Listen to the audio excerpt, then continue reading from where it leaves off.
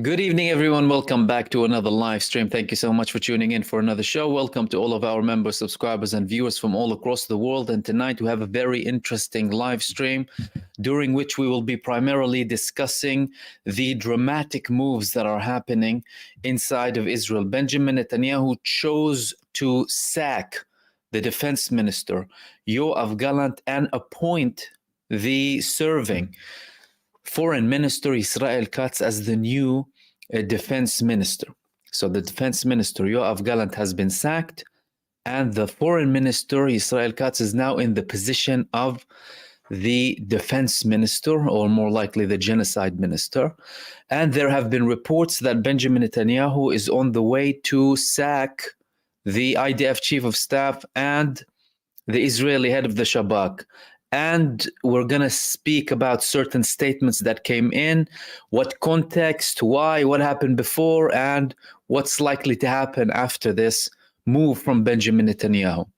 To begin with, Benjamin Netanyahu and Yoav Gallant have been in very bad terms. They've been on very bad terms for a very long time, and Benjamin Netanyahu previously sacked the defense minister Yoav Gallant back in 2023, early 2023, at the peak of the protests against Benjamin Netanyahu during the judicial reform protests, and was what was called at the time, following the move from Netanyahu, the Evening of Gallant. Now they're calling tonight the Evening of Gallant 2. Why? Because many people took the streets at the time in 2021, and now they're taking 2023, and now they're taking the streets again.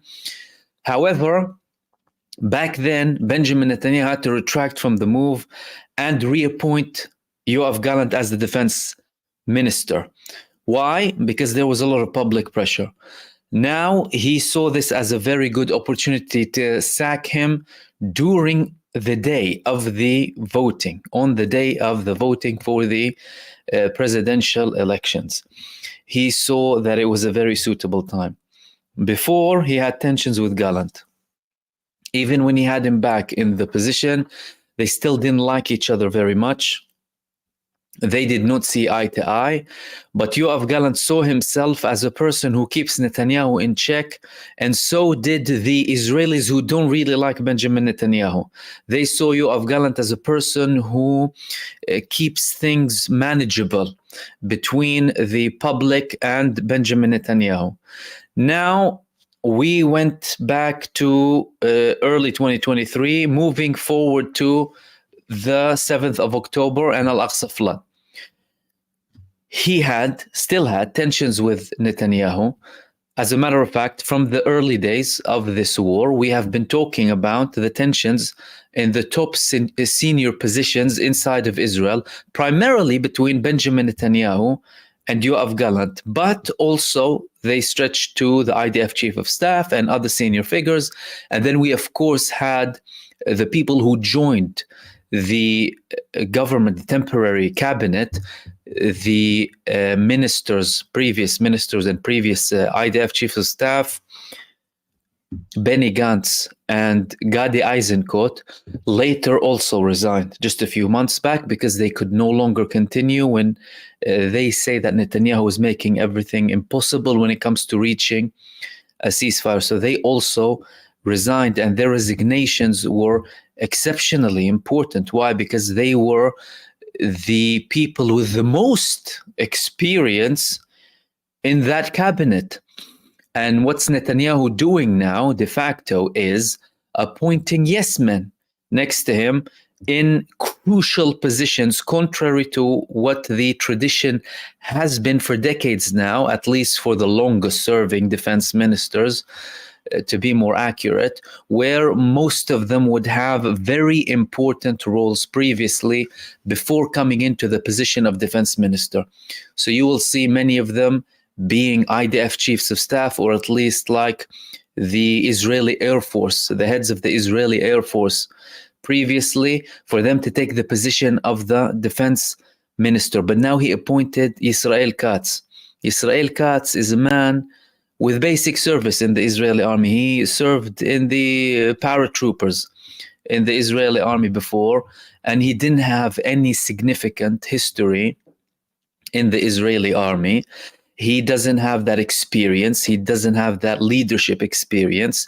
He doesn't have technical experience about logistics, people inside the army, the dynamics of it, the progression of it. All of these things are exceptionally important when you are in a key position, such as the position of the defense minister. You need to have an extensive history and background in the security establishment, if not in the army itself, because you're going to be directly in charge of the army and the decisions that are made when it comes to the defense. Now, also, Yoav-Gallant, of course, he had these disagreements before, but he decided to stay, although there were reports that he might also resign, but people were asking him, no, stay in, to keep him in check and apply pressure on him from within, and.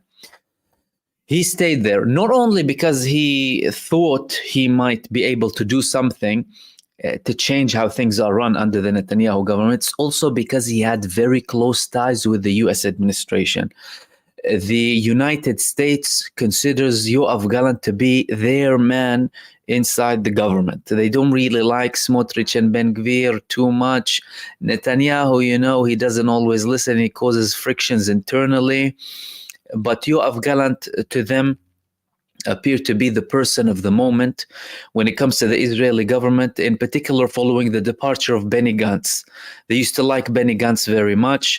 They used to welcome him to official visits to the United States, despite disagreement and disapproval from Benjamin Netanyahu. At one point, he ordered the Israeli embassy in the United States to not welcome Benny Gantz and not consider his trip to be an official visit because it wasn't approved by Benjamin Netanyahu. But after the resignation of Benny Gantz, we had Yoav-Gallant remaining in the government.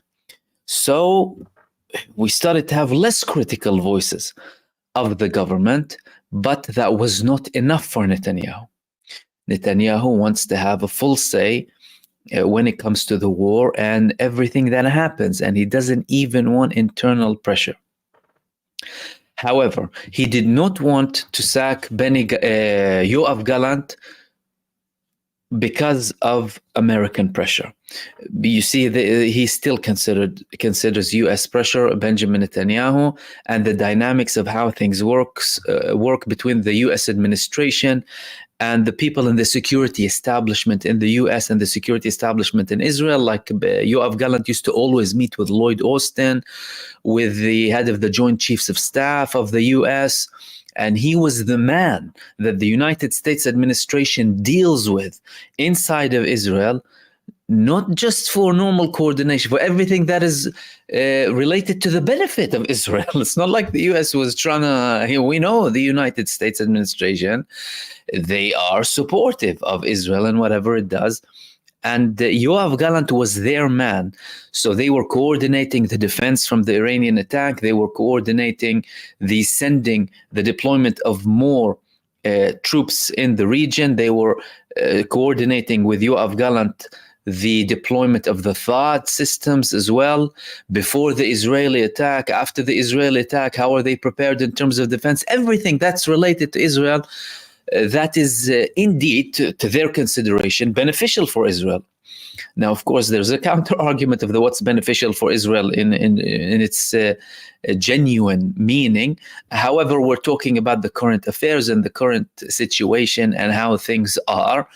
And the United States coordinated with Yoav-Gallant heavily.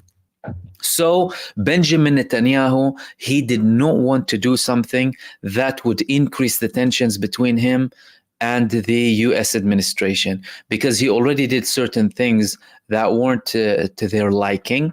They already had certain tensions. He had sour conversations with Joe Biden. And we heard about certain periods where a certain leverage was used in a very limited manner, not to a level where it would affect Israel's genocide campaign in Gaza and aggression in general in the region, but to a certain extent. And that's why we had more talks from Israel about the need to produce their own weapons, not rely on the Goyim for support, including the United States, and that Israel will have to find its own destiny and will have to fight even if it stands by itself. All of these statements came from Netanyahu and from senior figures in Israel, and all of them indicate that there is a level of dissatisfaction from the United States administration when it comes to the vision of Benjamin Netanyahu versus the vision of the US administration when it comes to the region of West Asia and the tensions that are happening and how things should be resolved. So he chose the 5th of November now to sack Yoav-Gallant. The United States is busy. Everyone is talking about the elections. He is probably anticipating a win for Trump, but nothing is guaranteed yet. Everything is still ongoing now. And according to recent polls, things are quite close between Harris and Trump. But to him, that was a golden opportunity to take such action. In addition to all of the differences, of course, between him and Gallant about the running of the war and the lack of will from Netanyahu to reach a ceasefire, where Gallant already asked for it several times and he criticized Netanyahu openly, alongside the meetings that they broke, the meetings that they couldn't make. They had press conferences without each other. Gallant stormed into his office to threaten him and his staff with a brigade from the IDF. And he also criticized him when it comes to the judicial reform before and now with regards to the conscription. Why? Because although it is law now, unprecedented, in Israel for the Orthodox community to join the army, Netanyahu is in power, and Netanyahu relies heavily on the Orthodox Jews who are in his government. Not necessarily because all of them agree with him, but for their own benefit. They get perks from him, and he promises them that, I won't enforce the conscription. I'll still give you money. I'll still fund you. And he had a problem with Gallant with regards to that, and that was another reason why he forced him out. Now, he waited for this moment. This was the most suitable moment for him to sack Yoav-Gallant, because who's going to talk to him, like from the United States? We had a couple of statements coming from security officials in the United States talking about Gallant, and then Gallant had another press conference himself saying that I have accomplished many things. We've accomplished a lot of things when it comes to the war, and we had many accomplishments when it comes to Gaza. And the main thing from my perspective, according to him, was the security of the state of Israel. To him, it was the security of the state of Israel.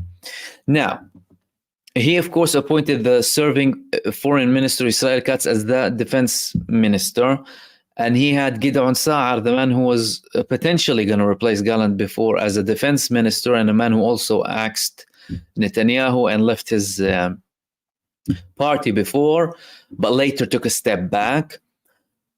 He appointed him as the foreign minister. So clearly he's moving towards a reshuffle in his government, a reshuffle that would strengthen him even more, strengthen his position even more in the Israeli government, and allow him to implement everything that he wants without even any ounce of scrutiny,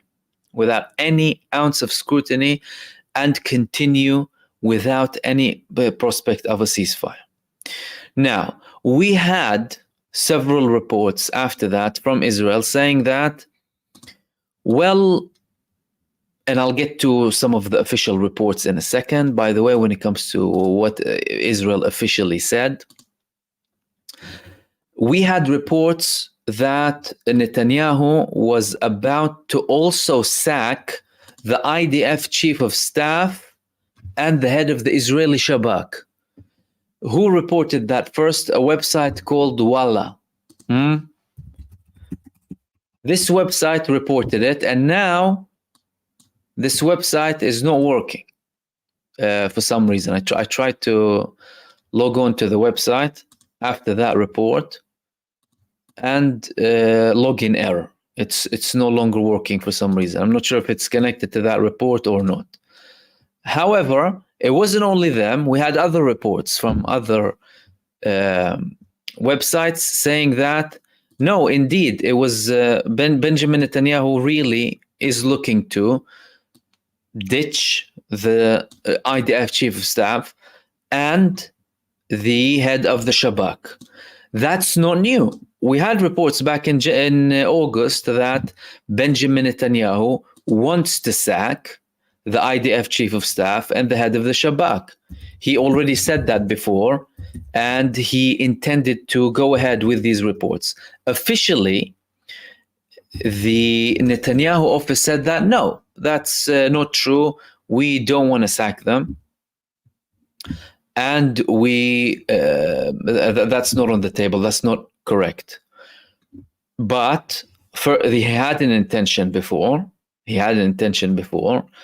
And he also now sacked Yoav Gallant. He sacked Yoav Gallant because he said there's a lack of trust between him and Yoav Gallant. And if he sacked Yoav Gallant, well, he still has lack of trust with the IDF chief of staff. He security checks the IDF chief of staff before meeting him, and he has distrust in the head of the Shabak. So if the lack of trust is the reason or the parameter that Netanyahu establishes his decisions on, that means he's on his way to sack the IDF chief of staff and the head of the Shabak at the right moment. He just didn't want to go all out maybe in one go, because that would increase the tensions in Israel. And we have thousands of Israelis in the streets now, in Tel Aviv and Haifa and other parts too, protesting. They closed a main road in Tel Aviv. What is he going to do? So I'm going to share a couple of the reports coming from Israel. We're going to start off with this one during the war for the second time in the government. And after that, we're going to get to establishing an understanding as to what that means when it comes to the war and what we are anticipating to see moving forward following these moves coming from Benjamin Netanyahu. When it said during the war for the second time in the government, and the first time, of course, was the judicial reform, like we said before, Netanyahu fired Gallant, a huge political drama at the same time as the US elections. The defense minister will be replaced in Israel by Katz. Gideon Sa'ar will be appointed as foreign minister. The trust between me and Gallant is broken. Full trust is required in the midst of the war, claimed Prime Minister. Gallant said the security of the country is my life's mission. The dismissal during an acute coalition crisis, a senior government official, he was sacrificed on the altar of the evasion laws. They're mentioning the evasion laws in reference to the attempted conscription with the Orthodox community. So they're blaming Netanyahu, of course, of allowing this evasion, which is legal, and he is sacking Yoav Gallant because of that, because Yoav Gallant believes that it is necessary for him to be in the government. Netanyahu viewed Gallant as a problem, and Gallant himself viewed his position very powerful in the government when it comes to trying to force something to work. He tried to speak with some of the Orthodox community before and leaders to say, listen, well, let's get at least a few thousand in, let's make something work. They had previous attempts before, but it did not work. Okay. What did Gallant say in more detail? Gallant, let's get to that in 1 second, because he had a response during or after Netanyahu's announcement. He shared this. Gallant, there is and will be no atonement for abandoning abductees. I was fired, among other things, because of the recruitment issue. Now, he's also saying it's because of the recruitment issue. So the conscription being applied on the Orthodox community. In a speech from the Kiryat, the outgoing defense minister claimed that he was fired by Prime Minister Netanyahu due to disputes on 3 issues: his positions on the draft exemption issue, the abductees deal, and the establishment of a state investigative committee. When value darkness surrounds me, I stick to the compass, he said. He ended his speech by saluting to the fallen and the soldiers. I trust you, according to him. So he is accepting the fact that that's it, he has been sacked. I don't think that any protests in Israel will bring him back like previously, because Netanyahu did not submit to any will of the people, although they're calling the night now the Gallant Night number 2, in reference to the first Gallant Night when they took the streets after Netanyahu sacked him after the judicial reform, saying Gallant Night 2, crowds in the streets, blockades in Ayalon, and at the intersections, fences were breached in Jerusalem. And that's in reference to Netanyahu's residence in Jerusalem, because Netanyahu spends most of his time in Jerusalem, not in Caesarea. And when he actually went to Caesarea, he was almost assassinated by Hezbollah. Thousands of messages were sent in protest groups, and many went out to demonstrate in Tel Aviv, Israel, Haifa, Beersheba, and other locations. Ayalon was blocked in both directions. At Kaplan and the Horev intersection, chants of Bibi traitor were heard, and the olive branch was activated near Netanyahu's house in Jerusalem. The coastal road was blocked in Herzliya, 2 blockade centers on Route 4, a protest also in Otef and Carmiel. The protest organizations against the legal revolution called on the masses to demonstrate this evening in a number of locations against Prime Minister Benjamin Netanyahu's decisions to fire Defense Minister Yoav Gallant and replace him with Foreign Minister Israel Katz. It was also decided that Minister Gideon Sa'ar will be appointed as Foreign Minister.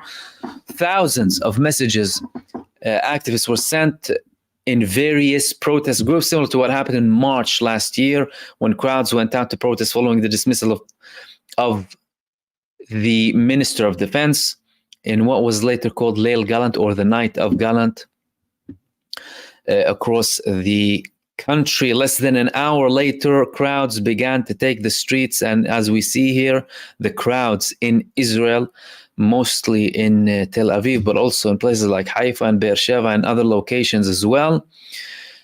The country is in danger, at war.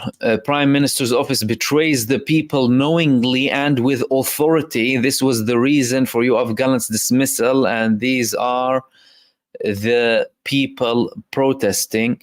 And of course, we had more severe statements against Benjamin Netanyahu previously and now as well. Free the land, crime minister, alongside more intense things when it comes to Netanyahu. Like I said before, people are wishing him death. You know, whenever something happens with the leader, they say, I wish it was Netanyahu, not us. Okay. Will Benjamin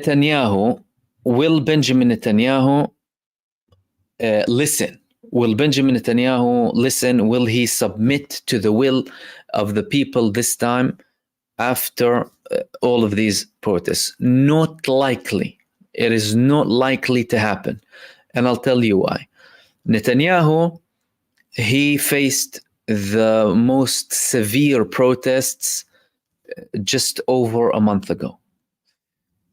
We had 800,000 approximately in the streets. That's 8% of the total official Israeli population.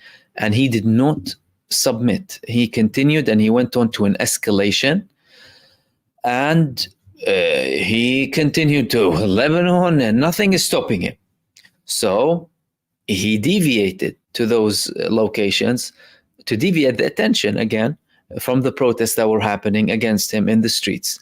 Now he's using the fact that attention is elsewhere, primarily in the United States elections, and he is implementing what he wants. Because from his perspective, either Trump or Harris, both would work for Netanyahu. It's not a problem for Benjamin Netanyahu.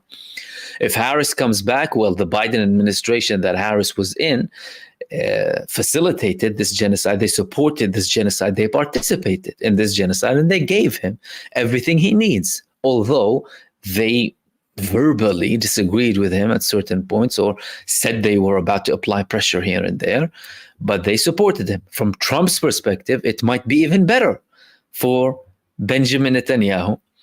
And so, no problem. Who's going to come? Who's going to stop me? No one's going to stop him from the people who are projected to win in the United States, either Harris or Trump. They're not going to stop Benjamin Netanyahu.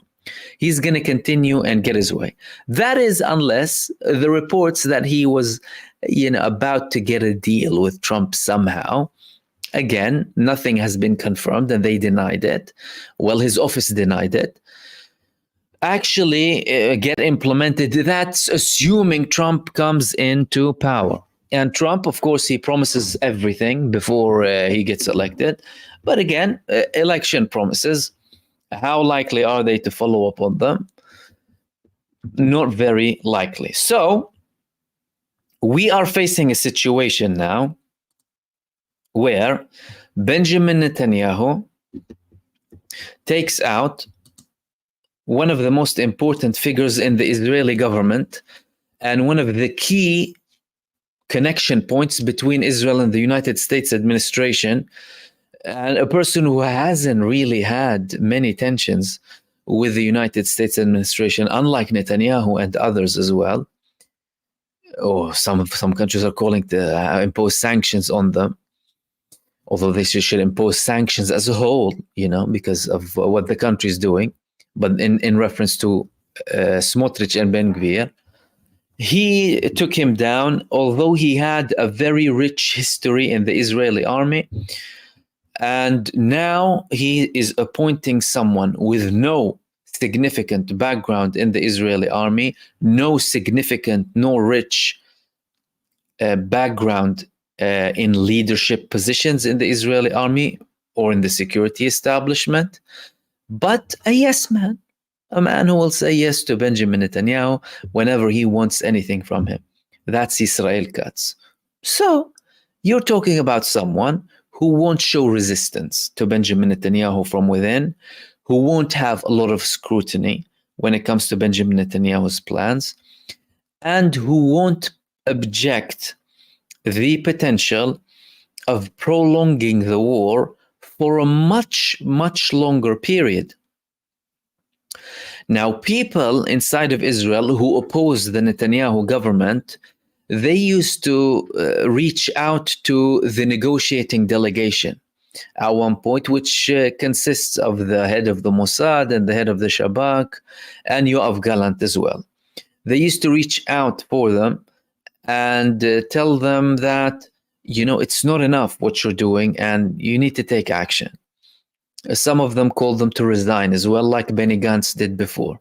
As a matter of fact, Benny Gantz himself tried to convince Yoav-Gallant to resign so that he can apply more pressure on the Benjamin Netanyahu government.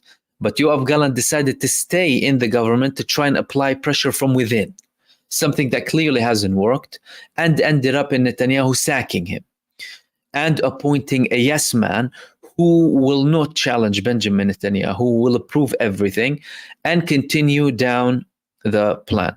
Which context is this coming in? It's coming in a context of course, the United States elections today. That's why Netanyahu used today to do that. And it's coming at a moment where Israel is anticipating a response from Iran. Okay, if Netanyahu genuinely cares about the security of the state of Israel, would he go and sack the person who coordinated throughout all of this period with the American administration to protect Israel from an attack from Iran? How is that going to help Israel? How is that going to help the security of the state of Israel? It's not going to help it with any way, shape, or form. It's not going to help it in any way, shape, or form. And it's going to increase the risk that is coming on Israel. Why? Because Well, Israel Katz, he doesn't have that experience. He's gonna have to be handed over so much, and if you have risk of sacking the IDF chief of staff and the head of the Shabak, that's gonna make things even worse. So Netanyahu is making Israel less secure, more fragile, more split, and more genocidal. He is planning to continue what's happening. We have a pending Iranian response. He's making Israel less secure. And there's an argument that this is Iran's golden time to attack Israel now. And he is also implementing the continuation of the general's plan. The general's plan, the genocide that is being committed in North Gaza and the ethnic cleansing, that was something that received harsh criticism from the United States of America. They gave Israel a deadline on October the 13th, which is about to expire in a week. We're on the 5th of November now. 1 week, 1 day, 8 days. It's going to expire. They said we are going to give Israel 30 days to improve the situation and show us that they took actions. Again, all vague talk. Again, nothing convincing. It's not as if, if Israel's not going to do it, we're going to do something big. But there has been a certain use of leverage before. They might try and do something. Now that he got the actual defense minister out and he brought Israel Katz as a defense minister, you're talking about a continuation of that plan. We are not seeing any signs of potential ceasefire. All of the talks that are happening are described by the Palestinian negotiating side as theater, not serious. Talks about several days, no talks about withdrawal, no talks about a complete ceasefire, no talks about rebuilding, no talks about aid, no talks about the people going back everywhere. And the only thing that they're saying is that Israel wants a few days of ceasefire and us releasing some of the prisoners. And that's not going to happen. As a matter of fact, one of the senior figures of Hamas, Mahmoud al-Mirdawi, several days back, he said that anyone counting on the death of Sinwar to bring the Hamas conditions down when it comes to the conditions of the ceasefire is delusional. And Hamas even didn't have or declare a new political bureau leader yet, but they are still having these statements signaling that we are on the same path and it doesn't matter how much you're gonna kill certain leaders or continue your barbarism, we're not gonna stop. But Netanyahu is not looking like a person who wants to stop, and this reshuffle in his cabinet is just another proof that Benjamin Netanyahu is looking to increase the tensions, not to decrease them. And we are potentially looking at worse days to come when it comes to escalation from Israel. Just after this declaration, we had 15 people being killed in Lebanon in strikes coming from the Israeli forces in Lebanon. And they're most likely going to increase the implementation and expand the implementation of the general's plan to stretch out to all of the northern part of Gaza and then continue down the central and southern parts of Gaza. Although, again, despite all of that, they are not succeeding in implementing everything that they want, and they are still facing resilience from the population who refuse to leave and remain despite all of the atrocities and starvation campaign. And they are not stopping the fierce resistance that is coming on them from the ground in Gaza, in North Gaza, in all other parts of Gaza. And these were the main things that I want to talk to you about in this live stream. Let me open the space up, check if you guys have any questions or comments. And again, thank you so much, everyone, for tuning in for another show.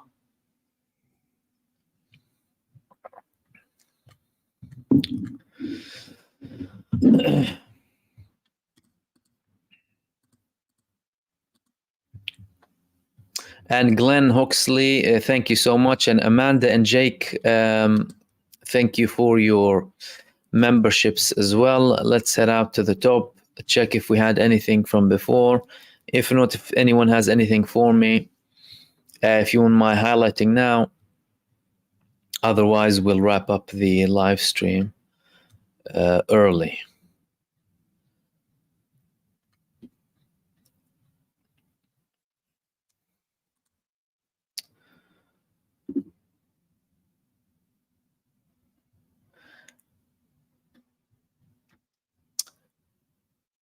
A silent voice is asking if do you think Iran will attack tomorrow? There's a likelihood that they can attack today or tonight or tomorrow or in any coming day, because the attack that's from Iran is coming, and they will be using the moment that they see fit for them, the best moment for them, to conduct that operation. So it can happen at any moment. And TM ZBGD saying, from what we know of Iran's arsenal, what do you think they'll use in their retaliation? I assume they will be using the hypersonic and supersonic missiles on Israel.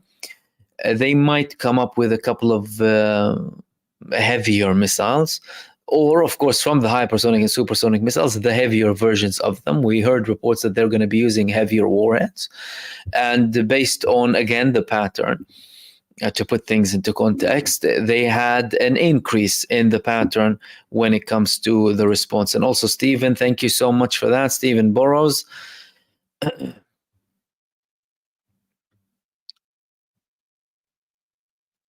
Diana is saying, is it true that Israel is willing to pay millions of dollars for the captives in Gaza?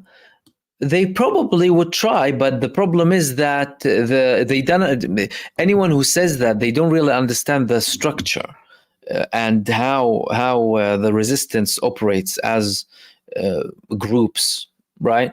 They don't understand how they operate. That's why they're trying to kind of offer money and what have you. But I don't think that that's something that's gonna work when it comes to Gaza, because we had over 1 year in. And from the perspective of the Gazans, they lost so much. What is there more to lose? And what is $1 million going to do to me, right? So I don't think that even if they consider that it's going to be very effective when it comes to Gaza.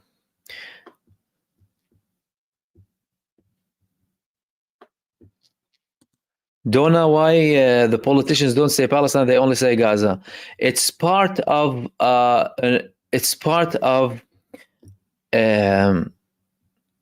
thing. It's part of the system. It's part of the words that they are allowed and not allowed to say. So when it comes to Palestine, they don't want any recognition of Palestine. They don't want a recognition of the Palestinian people. It sits well with the Zionist ideology of denying the existence of Palestinian people.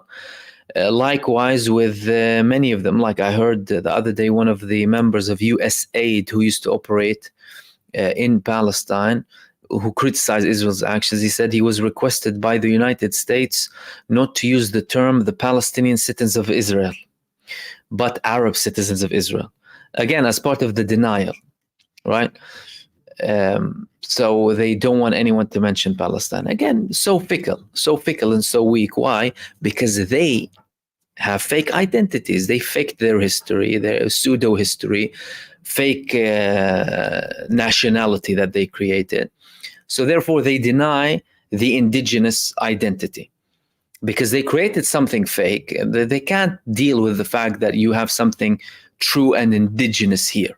Otherwise, how can you explain the level of paranoia from Israel when it comes to a Palestinian flag or someone speaking about the Palestinian identity? Why are they so paranoid about it? If they don't exist, then why are you worried? If the flag means nothing, then why don't people raise it then? What's the problem? It's like, and a good example that I can give you about that is like a thief, right?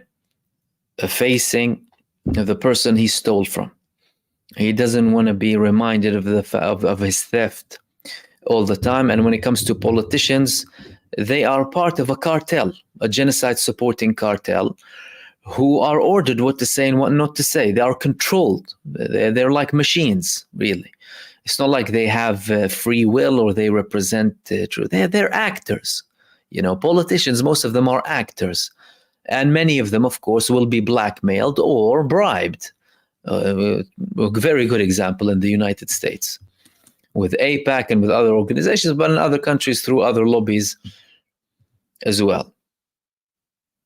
Sam, do you think civil war will start in Israel before a ceasefire in Palestine? Well, it's going towards a civil war. There's an argument that there's a cold civil war now in Israel that hasn't become violent, or violent to a very large extent, because there is violence, but there isn't like mass killing of groups against each other. So it could well go there at one point. And the longer Netanyahu delays a ceasefire, the more he keeps tensions, the more he makes Israel less secure, and the more he makes the Israelis less secure. Don't forget, you're talking about the country that called itself or sold the notion of Zionism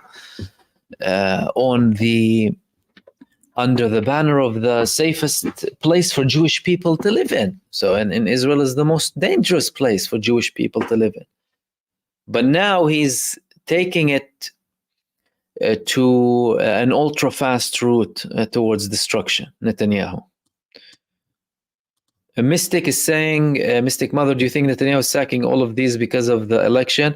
I think he used the election to do it, not because of the election, but rather he used the election timing to cover up this action because he would get scrutiny. He was get scrutinized from the U.S. administration. And Patricia is also asking me, Mahmoud, did you hear Netanyahu offered Hamas millions to release the hostages plus safe passage out of them and their families? Netanyahu allowed the passing of hundreds of millions of dollars to Gaza when Hamas was in charge, knowing that Hamas would get the majority of the money, in hope that Hamas would say, we're getting hundreds of millions here, and let's be happy with Gaza, and we can deepen our pockets. He doesn't know Hamas. He doesn't know the Palestinian people. He doesn't know the people who resist him. They are people of faith. They are people resisting him based on principles, and they don't care about money. All they want is their rights. And we had an example about that. He is unable to bribe the Palestinian population. Forget about Hamas and the other movements. He tries to bribe the Palestinians. Give us intel, give us information against Hamas and against others, and we will give you money, or we will give you. They try and bribe people who like cigarettes in South Gaza and stuff. That's not working. That isn't working. They try to bribe other movements, other leaders in the community, other senior figures. It did not work. They do not understand. They think Israel represents the material, neo-colonial Western establishment who view any certain progress as material progress. And they think that other people should view natural progress as only material progress. They don't understand the moral difference, that not everyone views everything in a material way. Not everyone is just about, eating and just living and enjoying material possessions. It's not like that. You might be like that in case of Netanyahu and what he represents, but not all the people of the world are like that. And the Palestinian people, in their majority, of course, not all of them. Some of them are very. We're not going to start here, but my view on that. They are people who are seeking liberty and justice and honor and freedom, and they are sacrificing to get to all of that. So no millions are going to bribe neither the Palestinian people nor Hamas. They're not going to bribe them. He was able to bribe other Palestinian movements. So, and alongside, international sides as well, international powers, the U.S. administration and other countries too, but not the majority of the Palestinian people, definitely not Hamas, especially not after all of what Israel's done in Gaza.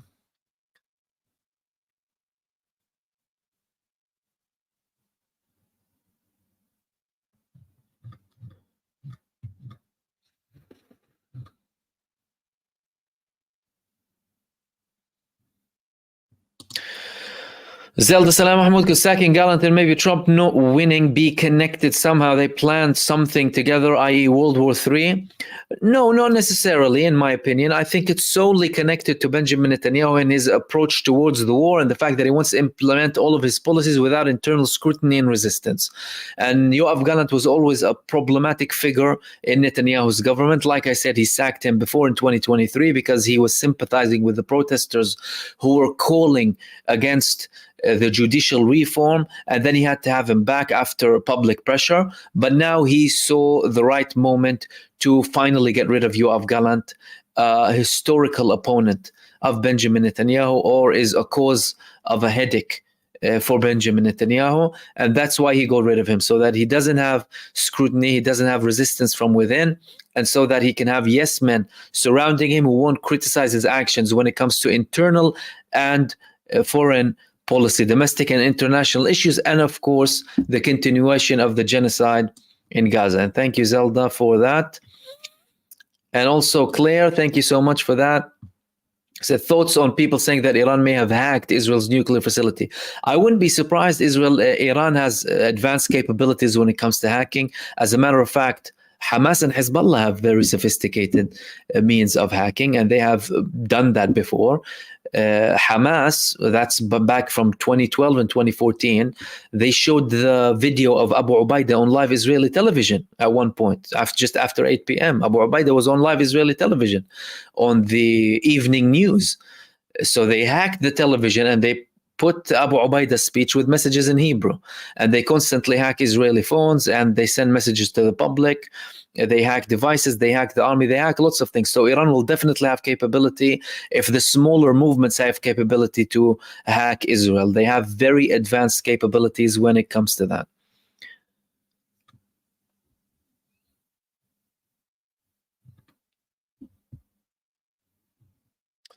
I think before you tap, could this be a move to distract you from what the Israeli terrorist attack did in West Bank yesterday? They always do something drastic to change any negative reports. I mean, what's happening in the West Bank yesterday has been always happening. So I'm not sure if Israel is even concerned about that from a PR perspective. It doesn't come close to the levels of atrocities in Gaza, although not to undermine anything that they're doing in the West Bank. The West Bank is suffering from an apartheid regime and from a traitor authority serving the Zionists and enabling their growth and expansion, working against the benefit of the Palestinian people. And it's very bad, but nothing next to Gaza.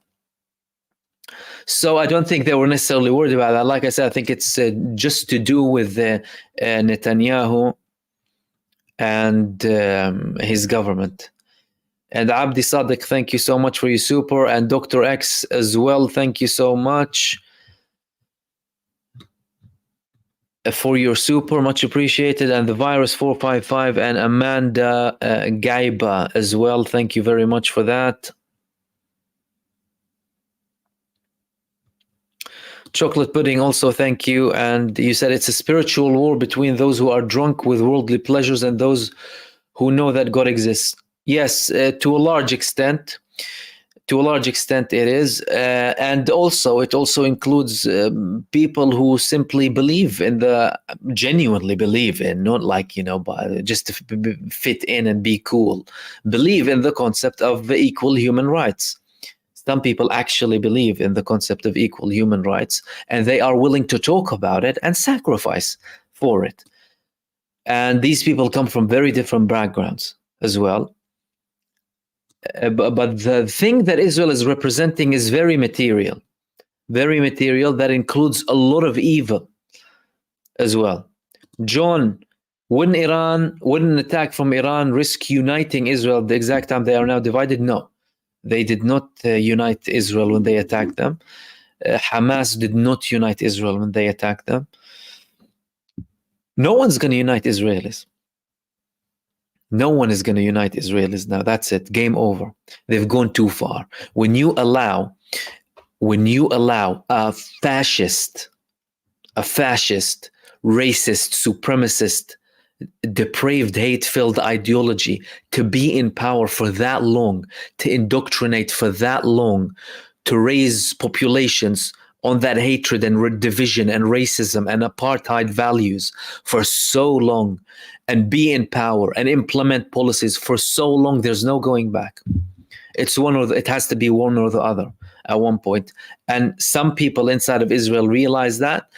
Not everyone is willing to pay the price to get rid of it, but they've gone too far. So even if Netanyahu goes down now, you're left with a cult of messianic fascist followers. What are they going to do, right? So I don't think there's going back from the split in Israel. And the normal progression would be a total civil war at one point.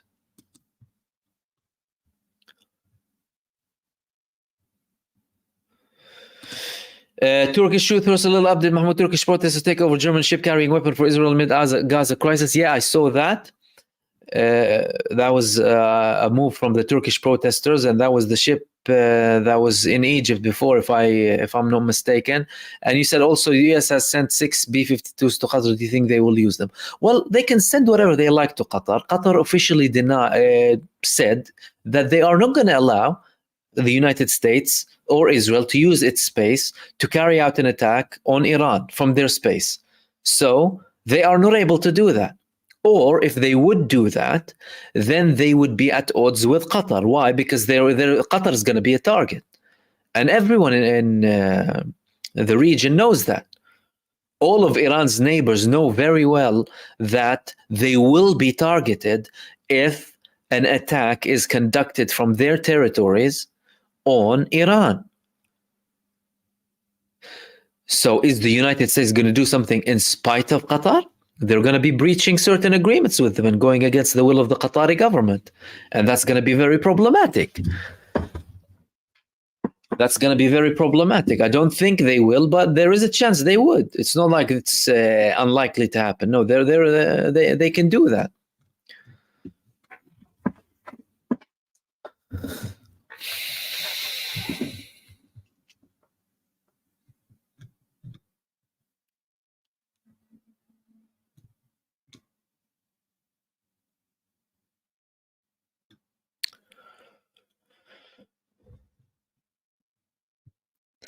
Blue Zola, hi Mahmoud, do you think Iran can beat the US in a war?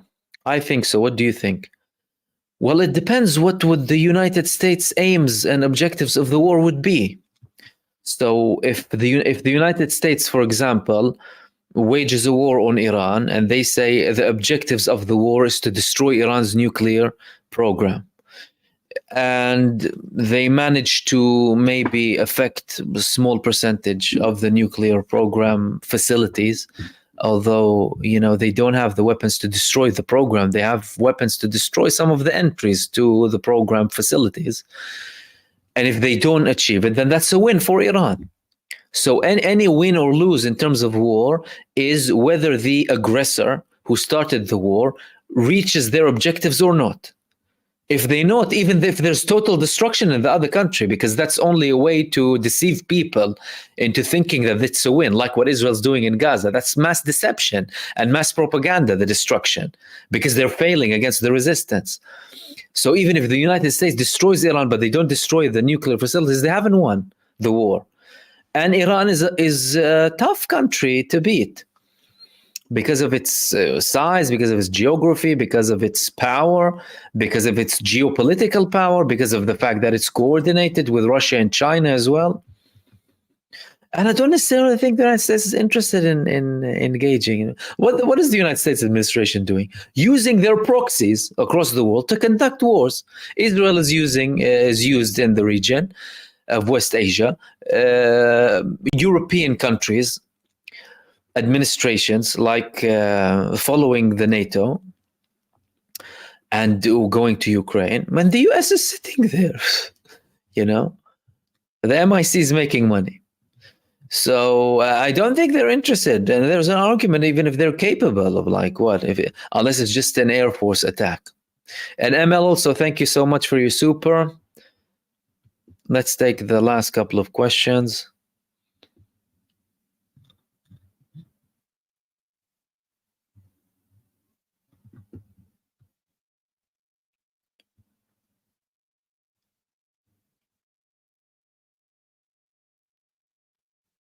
And Angela, you said, Salam Mahmoud, wa alaikum salam.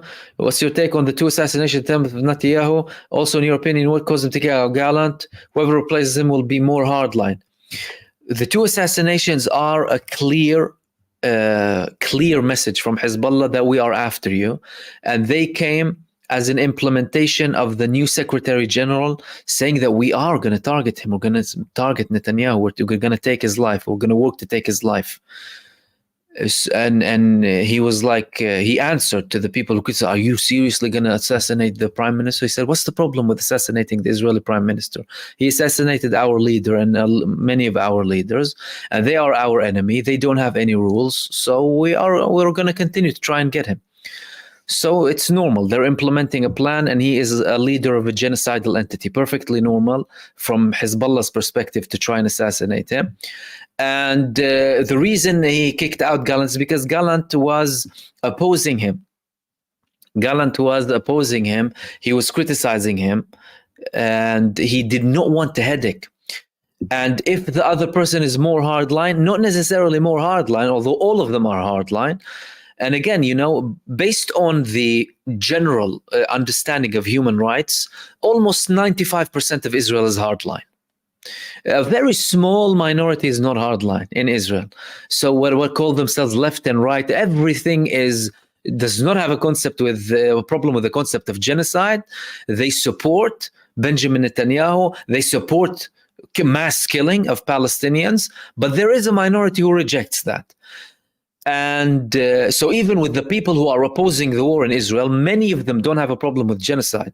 A small minority has a problem with genocide. So in terms of hardline, most of them are hardliners. By statements, by actions, by levels of legislations coming from the Israeli government, by the protests going, by the speeches, by what they constantly bring on their media. And he's just going to be a yes man rather than a more hard line, if that makes sense. He's just going to approve of everything that Netanyahu wants, and Netanyahu will have an easier time implementing his policies. Khan, salam brother, did you see the report of Mr. Yahya Sinwar's autopsy, which showed that he did not eat anything 3 days before he was killed? A true leader indeed. Yeah, Yahya Sinwar proved that he was a warrior who dedicated his life, born from suffering, up until he reached to a level where he sacrificed himself for his people, not eating for 3 days, contrary to all of the reports that the garbage mainstream media publishes. He's stealing money, he's stealing aid, all of the aid then goes to the tunnels, Hamas steals the aid, all of the Zio propaganda and the genocide cartel that promotes the Zionist propaganda, all of the garbage media surrounding you, and the garbage bots online as well. So yes, he of course died fighting, Yahya Sinwar, because he is a man who had values. And from his perspective, he didn't even have to fight because he was in a political position. But the fact that he chose to fight and Israel found him by coincidence, and they immortalized him when they assassinated him and published those images of them killing him, it was absurd. Like, I saw it as absurd. Why would you publish it? They thought they would, get a kick. Look, we killed him. They didn't understand that they would show him as someone who fought them, unlike their leaders hiding like rats in tunnels. Right? Whenever there's a small siren, they add Netanyahu doesn't move without approval or anything. So, yeah, the fact that he hasn't eaten before shows you who he is. A hungry person who hasn't eaten for 3 days fighting the child murderers. Says a lot about Yahya Sinwar and his path.